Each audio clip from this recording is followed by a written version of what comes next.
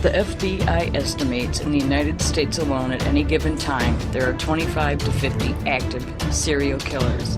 Now, imagine across the world.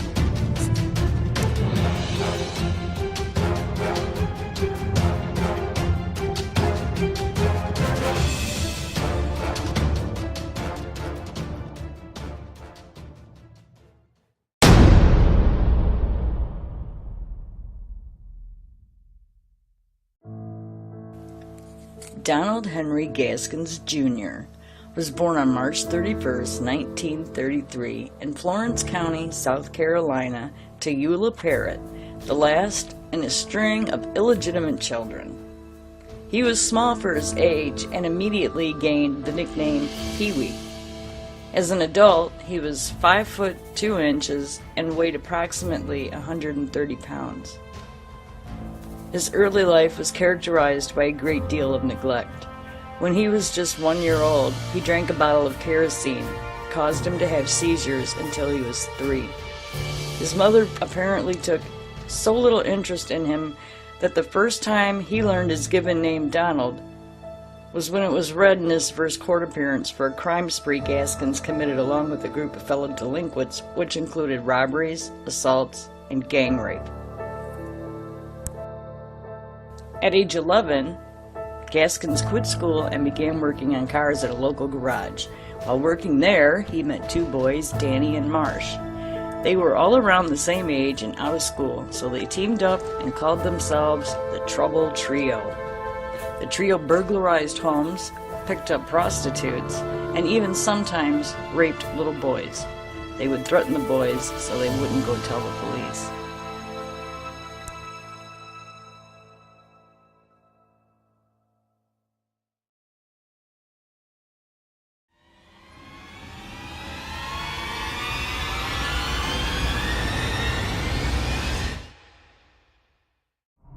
PeeWee continued to burglarize homes all by himself, and in 1946, a girl who knew Gaskins interrupted him while he was burglarizing her home. She struck him with an axe. He managed to get away from her, struck her in the head and arm before fleeing the scene. Luckily, she survived the attack. He was arrested and convicted for assault with a deadly weapon and intent to kill.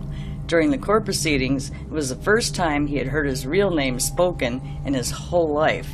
He was sent to the South Carolina Industrial School for Boys until he turned 18. While Gaskins was in this reform school, he was regularly raped by his fellow inmates. After escaping from school, getting married, and voluntarily returning to complete his sentence, he was released in 1951 at the age of 18. He briefly worked on a tobacco plantation until his 1953 arrest, after he attacked a teenage girl with a hammer for an alleged insult. Gaskins was sentenced to 6 years imprisonment at the Central Correctional Institution. After being raped and owned in prison, he earned his fellow prisoners' respect by killing the most feared man in the prison, Hazel Brazel. As a result, Gaskins received an extra 3 years in prison, but from that point on, he became the aggressor instead of the victim. He escaped from prison in 1955 by hiding in the back of a garbage truck and fled to Florida, where he took employment with the traveling carnival. He was found, rearrested, remanded to custody, and paroled in August of 1961. Now, back in 1955, his first wife filed for divorce.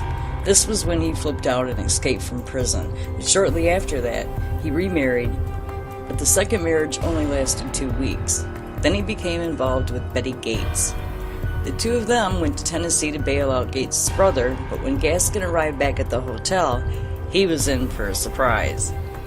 He found out that Gates' brother was actually her husband and that he had recently escaped. The police arrived at the hotel. It didn't take them long to realize that he, too, was an escaped convict. He was sent back to prison with an extra 9 months for aiding the escape of a prisoner. In 1962, PeeWee was arrested for the statutory rape of a 12-year-old girl, but he escaped to North Carolina in a stolen car. Once in North Carolina, he met a 17-year-old girl whom he married. She eventually turned him into the police for statutory rape, and he received 6 years in Columbia Penitentiary.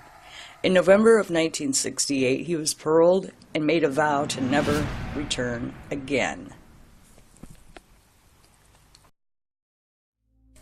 Throughout Pee-wee's life, he described feelings that forced him into criminal activity, which he referred to as them aggravated and bothersome feelings. In September of 1969, he found relief from these feelings. Gaskins picked up a female hitchhiker in North Carolina and became angry when she laughed at his sexual propositions. He beat her until she was unconscious. Gaskins raped, sodomized, and tortured her. Then he went to a swamp to sink her weighted body so she would drown. His process of rape, torture, and murder was described as Gaskins as a vision into the bothersome feelings he experienced throughout his life. Satisfying these feelings became his driving force in life. He mastered the skill of torture, often keeping his injured victims alive for days. Sometimes he would cannibalize their severed body parts and either make them watch him eat them in horror or join him in the eating.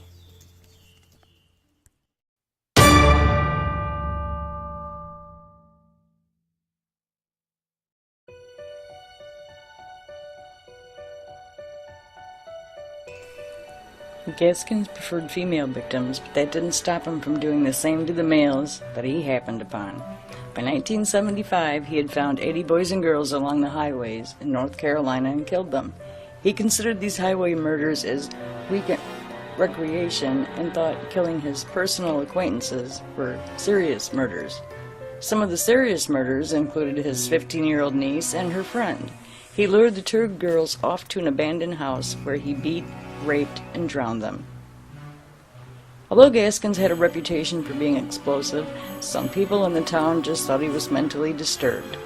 Most tried to avoid even being around him, but some people actually liked him and considered him a friend. One of these people who considered Gaskins to be a friend was Doreen Dempsey, a mother of a 2-year-old baby girl and was pregnant with their second child at the time of her death. She was leaving town and decided to get a ride to the bus station from her old friend. Pee-wee took her to a wooded area where he raped and killed her, and then raped, sodomized, and killed her baby. He buried the two together.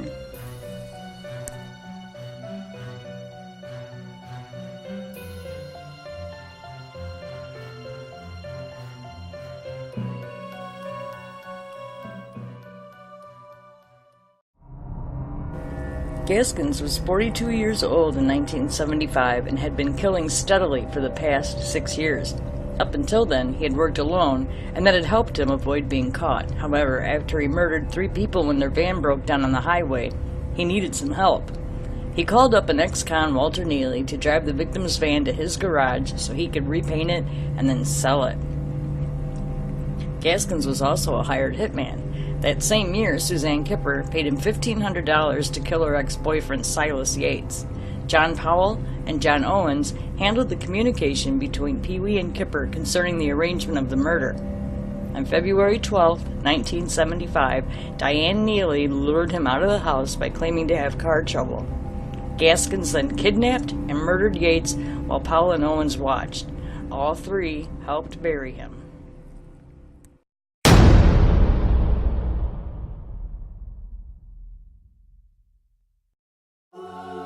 Diane Neely and her boyfriend decided to blackmail Gaskins. They asked for $5,000 in hush money. Pee-wee quickly got rid of them after he arranged a meeting for the payoff.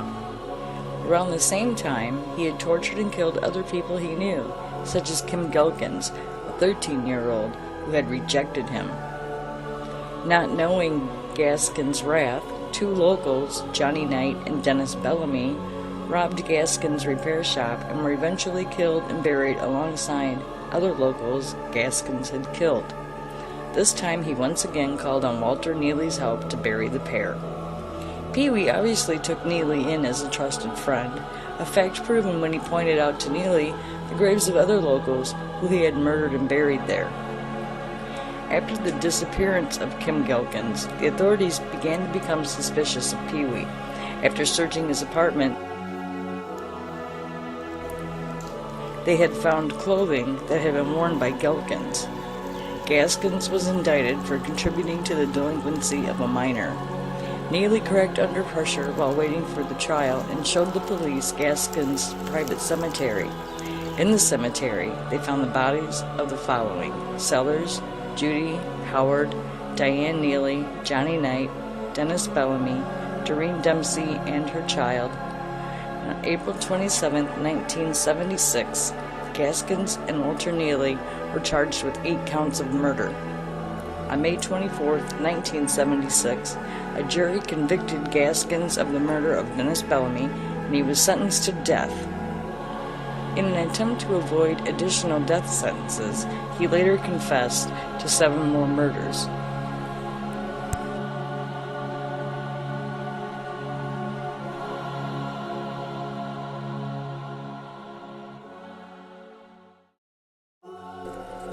In November 1976, the Supreme Court ruled that the death penalty was unconstitutional, so his death sentence was converted to life, with 7 consecutive life sentences.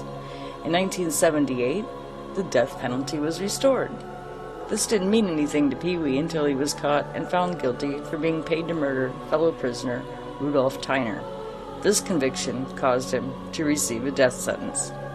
On the day of his execution, Gaskins slashed his wrist in a last-ditch effort to postpone his execution.